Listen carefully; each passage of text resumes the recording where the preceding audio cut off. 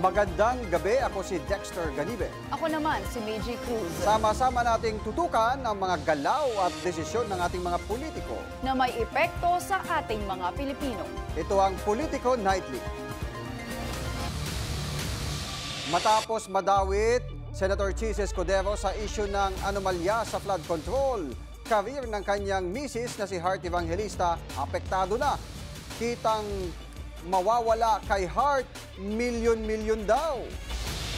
Hiritan ni na Presidential Son at Majority Floor Leader Sandro Marcos at dating COMELEC Commissioner Rowena Guanzon.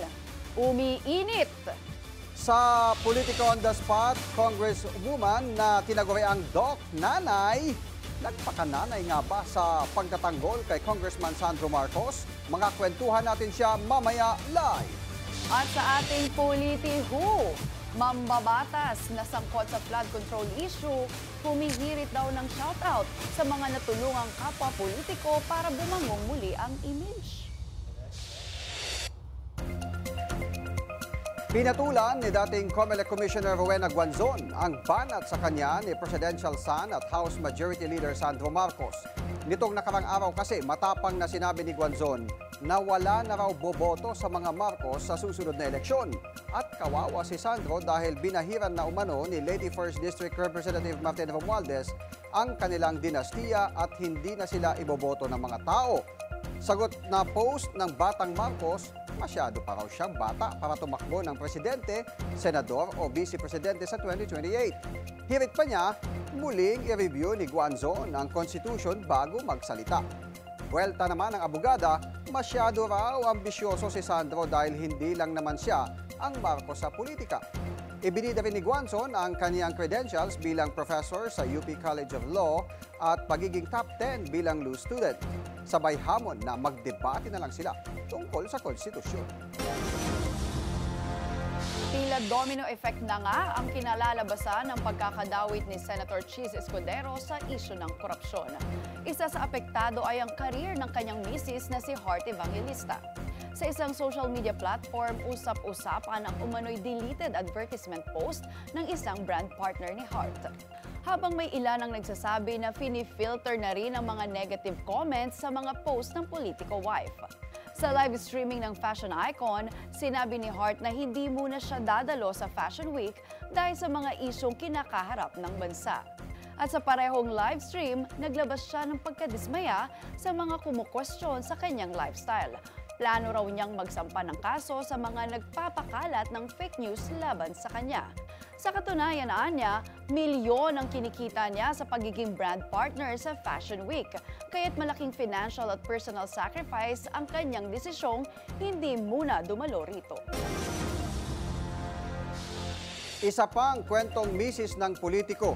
Dinipensahan naman ni Marikina Mayor Maan Teodoro ang mister na si Marikina 1st District Representative Marcy sa akusasyon ng pangahalay sa dalawang pulis. Sa post ni Mayora, ginit niyang hindi totoo at isang malaking kalokohan ang paratang laban sa kanyang asawa. Kilala umano niya si Congressman Marcy bilang isang mabuting asawa, ama at tapat na lingkod bayan.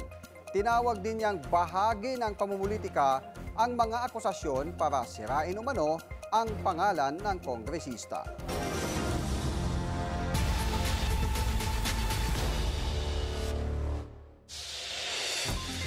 Doc Nanay ng Kongreso. Yan ang tawag kay Iloilo 1st District at House Deputy Speaker Janet Loreto Garin. Bukod sa pagiging kongresista, isa rin siyang registered doctor.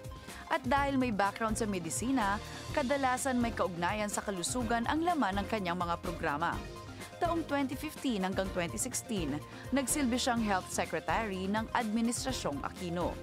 Pero kongresista na siya nang maungkat ang kontrobersiya tungkol sa paggamit ng Pilipinas ng Dengvaxia vaccine.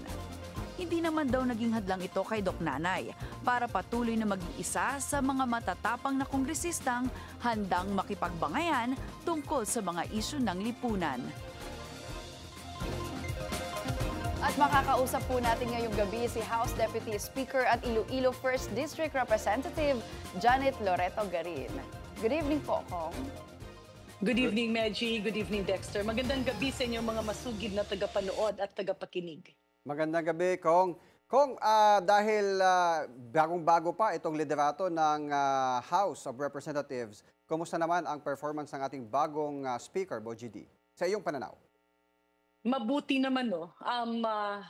Aminin man natin, nagkaroon talaga ng problema yung oras or panahon ni former Speaker Martin Romualdez. Kasi nung dumarami na nga yung mga issue, kaakibat ng flood control projects, although nung panahon na yon ay hindi naman siya directly na nalilink, andun yung naiiwan pa rin kasi na siya ang Speaker ng 19th Congress. And with this, yung panahon niya ay nahahati. Kasi yung mga napapangalan ng kongresista, syempre, there's responsibility in being the head of the House of Representatives during that time. Sa panahon naman ni Speaker Bogie D, nakaka-full-time siya, no? He hops from one office to another office. Bilang tatay, no, ng mga kongresista, napapakinggan niya, full-time siya na nakakapagtrabaho at nakakapagtutok. And he has also conveyed the semblance of uniting Congress, no? Devoid of any political party or political attachment. Kung kilala rin po kayo bilang kaalyado ni Representative or former Speaker Romualdez, nakausap niyo na po ba siya after his resignation? And do you have any information po ngayon? Lalo na po fresh mainit po no, na nabanggit ang kanyang pangalan ng isang surprise witness na si Orly Gutesa. Do you have any information? Hindi pa po, no? I've never spoken to the former speaker since that day, no, na nag-resign siya.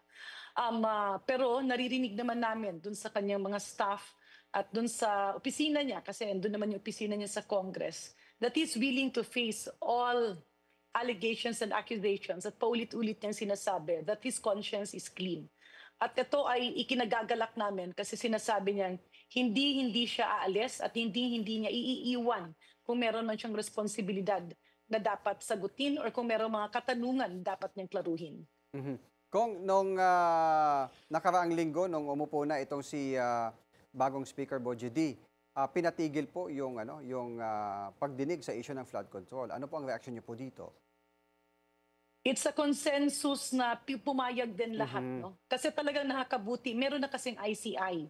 In fact, even Senate, in due time, we'll have to stop investigating dahil mag-triplicate. Ipapatawag ng ICI, ipapatawag ng House of Representatives, ipapatawag ng Senado.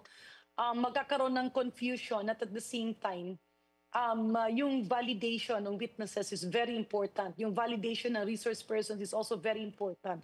Pwede kasing maging iba yung pananaw ng publiko kapag merong mga media at kapag yung nagtatanong ay merong ibang interest, no? Nangyari rin kasi sa amin yan, no? When there was this investigation ng Dengvaxia scare at na-hype yun. Siyempre, Kongreso at Senado nun walang ibang bukang bibig kundi patay.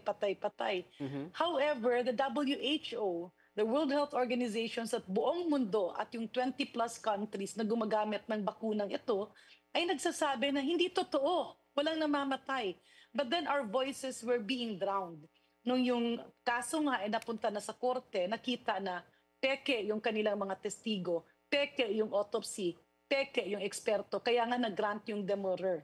In other words, mahirap kasi magkaroon ng trial by publicity. But in this case, medyo maliwanag talaga na merong mga masasama at hindi magaganda at nakakagalit na mga nangyari, no, na paglalapastangan ng kaban ng bayan.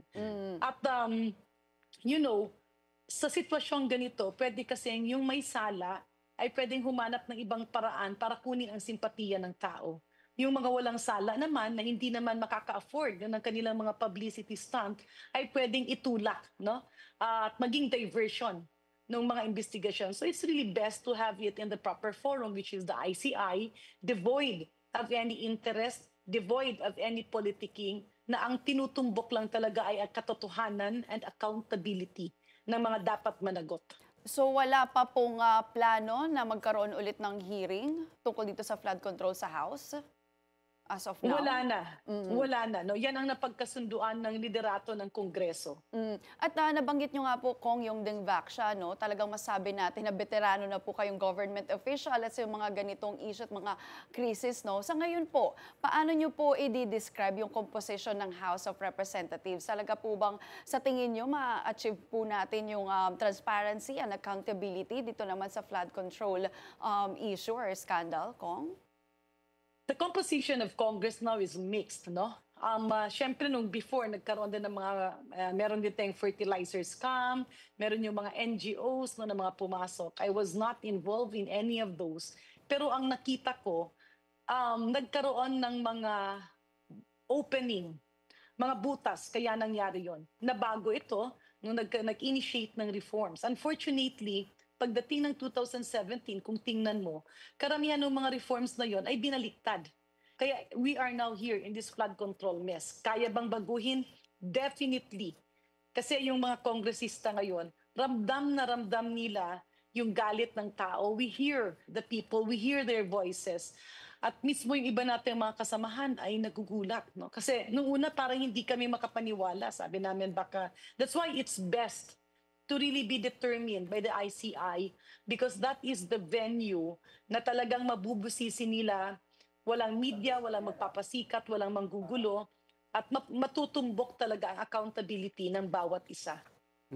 Kong, medyo mamaya kumustahin namin yung inyong seatmate diyan sa plenaryo ha. Pero bago mo sagutin 'yan, bago mo sagutin, kami po ay sa aming pagbabalik mamaya, no? Yes, sa ang kanyang seatmate na si Representative Barzaga. Kumustahin na kasi 'di ba magkatabi sila? Oo, at doon nga nasikat ang meow-meow. At sa ating pagbabalik yan, babalikan natin si makakwentuhan pa rin natin si Deputy House Speaker Janet Garin. Diyan lang kayo. At abangan po sa Politico Good Vibes, Mayor Vico Soto may bagong cellphone serye sa IG World.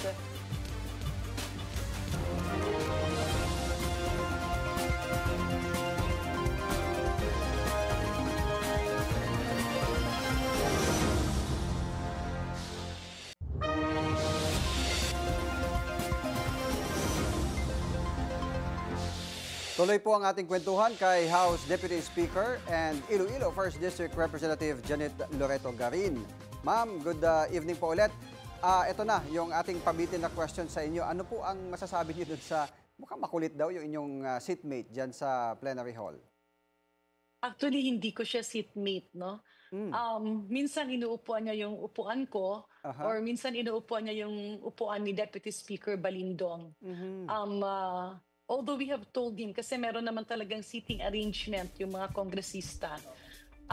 Kaya lang, ayaw nga niya talagang, gusto niya kasi ando dun yung Committee on Rules, ando dun yung mga Deputy Speakers. And I believe yung medyo problema nga is he really wants to be Speaker of the House. No? At paulit-ulit niyang sinasabi na binibigyan niya lang si Speaker Bogie D ng 1 week. Well, that's a problem. Kasi hindi naman yun na kapag gusto mo ay talagang makukuha mo. Oo.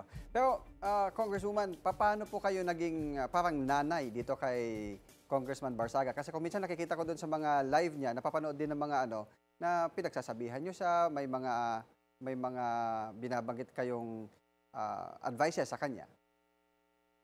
Sa Kongreso kasi, all government officials, there's a minimum decorum or behavior that is expected in all of us, no? At kapag may session, syempre, lahat yan, hindi lahat, yung iba may ginagawa, nag-aaral, pero mostly nakikinig ka dun sa nagdedebate o sa mga nagsasalita. So kung maingay siya, if he sings or marami siyang mga salita, which is anti-administration, marami rin yung nagrereklamo na hindi nga nila naririnig. That's why I have been personally telling him to tone down his voice. Kasi hindi naman siya pinagbabawalan, pero ilagay lang sa lugar. Kung ano naman po yung message ninyo, dahil ngayon nga po ang mga composition ngayon, marami pong mga bata po ang naupo sa Congress, no? Ano pong mensahe nyo para sa mga bago at batang members ng Congress? Learn the ropes, no? Follow their heart. and always be grounded. No? Napaka-importante na kapag at an early age ay nabibigyan ng power yung ating ibang mga kababayan, napaka-importante na yung dalawang paa ay nakapatong sa lupa. That's very important, and have the heart to listen to the people because that is their way of becoming good future leaders, that they can make a difference. No? Kung kaninang madaling araw, 1 o'clock na yata natapos yung inyong plenary debate. Tuloy-tuloy itong sinasagawang plenary debate. Actually, past 2. Nung Past two nakarang alaw, mga alas 3 yata. Kahapon, alas 2 o kanina na yon, alas 2 Alas 2 yata. na kanina, Nalilito oo. na, tapos alawa. So, Medyo nalilito na, basta madaling araw pa lang. the following day na. So, ito yung ginagawa ng Kamara para naman hindi tayo magkaroon ng reenacted budget sa susunod na sa susunod na Yes. taon. Do you agree with that? Yes, at para mabigyan din ang Senado ng sapat na panahon na busisiin ang proposed budget. Ayun. Alright, Kong, ito po talagang hindi naman natin maikakaila na meron pong negative image ngayon ng Kongreso dahil nga po, ang ilan din po sa mga members nito ay nadadawit sa flood control issue. Sa tingin niyo po, paano po malilinis itong image na ito ng Kongreso sa ngayon? Unang-una, we have to walk the talk. Kasi hindi naman ganito ang Kongreso nung ako'y unang pumasok dito. Way back in 2004, hindi ganun. No? Karamihan ay talagang entrenched dun sa trabaho. And pasensya na pero ang naging problema kasi, as the years went on, no, at nung nagbalik na ako ng Kongreso, tila hindi maganda na maraming mga nag-aahente ng mga kung ano-ano. Nag-aahente ng mga projects, nag-aahente ng mga facilitation fees. Because this makes the projects expensive. At yung mga facilitation fee, yun yung mga ahente na yun, yung mga agent na yun, syempre may mga connect-connect yun. Yung nakakapamahal. No? And at the same time, hindi tuloy na pupunta sa tamang project. No? It's a very bad culture to start with. But may pag-asa, definitely. Kasi makikita mo naman na that's normal. No? In every institution, there are a few rotten eggs. And in this case, marami ang talagang gustong-gustong tulungan na maihahon ang Kongreso. Ang pinaka-importante, we hear the people at kami ay naniniwala, no? At nakikinig na talagang nagkaroon ng pagkakamali. And nakikita natin yung reforms. No? We assure the public that we will walk the talk. At makikita naman yan sa 2026 budget kapag ipinasa. In fact, ngayon meron na tayong partial. Nakikita kung saan dinadala yung mga programa. This is a repeat of the corrections that were done when the fertilizers come and the link to some irregular NGOs happened. Ganun din nagkaroon ng pagbabago, nagkaroon ng menu. Ibig sabihin ng menu, tinutumbok talaga yung mga kailangan ng taong bayan. So decisions and allocations are based on need, not on wants. Ayan. Napaka-reassuring po no, na marinig na may admission at may reforma po na gustong mangyari dyan sa House. Ito naman, Ito, Rep, pinakamatinding tanong to. pinakamatindi. Seryosong-seryoso po, Rep. Magbigay po kayo ng isa, nightly routine ni Rep Garin. Alam nyo, kapag tumatanda tayo, ang pinakaunang dapat nating ingatan ay ang ating balat. No? Kasi maski tumatanda, kapag medyo young-looking pa rin yung skin mo, lahat ng stress ay hindi halata. So napaka-importante yung eye cream, yung serum, at saka inom ng tubig. Kasi yung tubig na yon ay nagmo-moisturize, hindi lamang sa labas, kundi sa loob pa rin ng katawan nyo. And that Alright, gives you the happy glare. Happy Ayan. Glare. Skincare Masunod is nga. life. Masunod Ayan ang anti-aging. Thank you very much once again. Nakausap po natin House Deputy Majority Leader at Iloilo Representative Janet Garin. Thank you. po. Thank you po. Maraming salamat. God bless. At sa aming pagbabalik, maki-good vibes sa latest joke time ni Mayor Vico featuring ang ultra-wide selfie. At isang politiko na dawit sa isyu ng mga korap na proyekto nagpasaklolo sa local officials. Manatiling nakatutok sa Politico Night.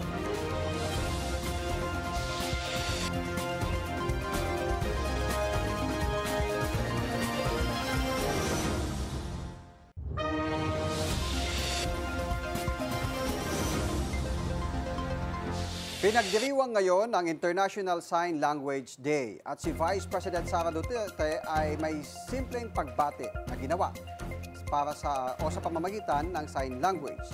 Yan. Ang ibig sabihin lang naman yan ay Happy International Sign Language Day. At oras na para sa ating Politiho.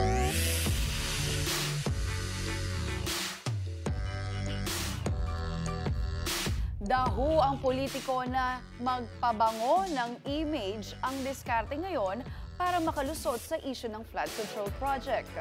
Ayon sa ating source, aligaga si subject na linisin ang kanyang pangalan lalo na't dinidikdik na siya ng mga witness. Oh. Ang kanyang first move, May the moves. imbis magsarili ng PR, sinisingil niya ng utang na loob ang mga dati niyang natulungang politiko. Akalain mo nga raw na isa-isa na niyang mini-message ang mga ito para manghingi ng shout out sa mga ipinagawa niyang proyekto. Ito nga ang sample. Isang barangay captain ang hiniritan niyang mag-upload ng video message sa social media na nakafocus ang mensahe tungkol sa kanyang mga legacy project. Tulad ng pagpapagawa, ito medyo obvious na ata, multi-purpose hall. O, saan yan? Bawal daw banggitin ang tungkol sa flood control. Yun nga lang, mukhang hindi lahat ay willing bakapan si politiko sa issue, kaya seed zone ang inabot ng kanyang PM. So bawal ng ipakita. Bawal yung mga flood control projects. Dapat yung mga meron ibang... bang mga flood control projects? Dapat yung ibang projects naman, multi-purpose hall, siguro yung mga kalsada. Ito ba si politiko ba mayroon siyang flood control? Parang wala naman siguro. Talaga ba? Talaga ba? O ito ang clue. May mga kamag-anak din daw siyang politiko. Marami sila. Hindi ko lang alam. Na nakaupo ba? Incumbent ba? At sa ibang mga posisyon. Pero bago tayo magtapos, political good vibes muna tayo.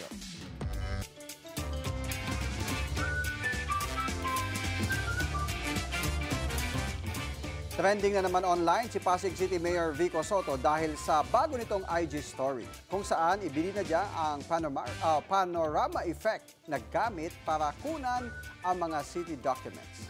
Hirit ng mga netizen, pwede naman daw ang 0.5 camera.